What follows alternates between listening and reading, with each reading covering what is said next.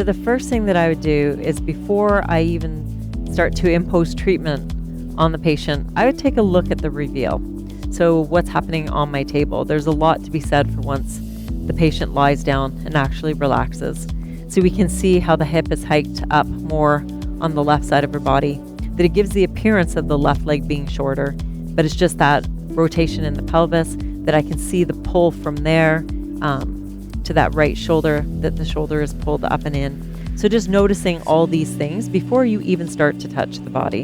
And then we can always just do a quick assessment of, can we actually internally rotate the leg? So we can see when this leg turns, that it turns from the foot to the knee, but not in the pelvis. When I lift up this leg to turn it in, I can see that it turns all the way from the pelvis. And again, that's a great thing about the clothing. You can see the wrinkle in the clothing all the way up into the crease of the groin. So we know that this leg is moving, that it's not the issue, and that this leg is short and tight.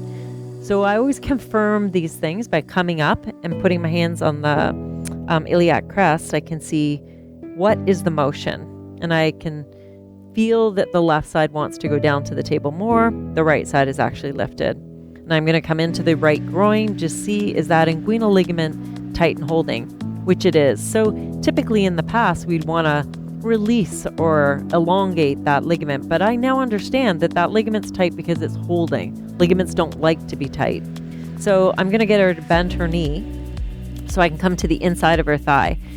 So I'm going to get her to rest her leg against me, and I bring my hand down into the crease of the thigh. Beside my hand, the femur itself and the inside of the ischial tuberosity. So I can actually toggle between the two, and I think it's really important that you feel comfortable with that before you start treating.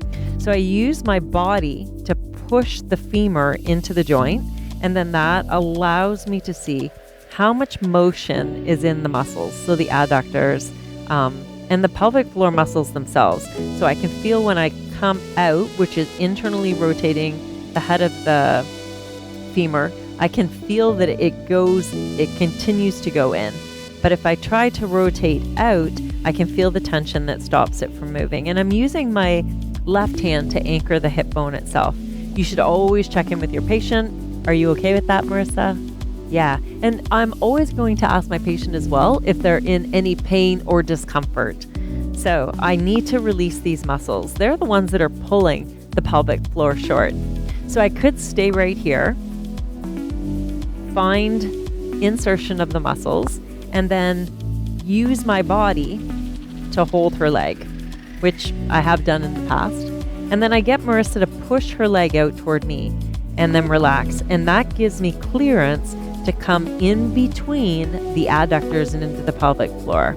Now, am I just touching the obturator internus? No, there's a multitude of muscles we know that make up the bowl. There's fascial connections, but I am influencing the tension that's on the muscle. So now that it's released, I'll ask Marissa to push again. And so I'm waiting to find more tension and then relax. And then I move into that tension and I'm just asking the muscle to relax. Once the muscle relaxes, in order to stretch it, I take her leg with me and I pin the muscle. So I'm holding it as the leg moves out, and that allows the muscles the chance to stretch. And then I ask Marissa to straighten her leg, and as she straightens her leg again, I'm just holding, and then I let go. I take a minute to oscillate the leg. So anytime I release a joint, I always take a moment to oscillate just to make sure that there's blood flow moving through the area. I've just taken something that was impinged and created motion. So it's really important to let those, or give those vessels, a moment to start moving fluid back through. And then I'm going to come to the end and do the same thing with the motion. So I'm going to check and see, did I create internal rotation all the way to the hip? And now I can see that there's more motion going all the way up. When I recheck this leg, there's even more motion than there was before, because when I started to treat, the muscles of the pelvic floor were short and tight on the right, but they're long and tight on the left. And so when I took them off tension, now they can move more smoothly and more freely.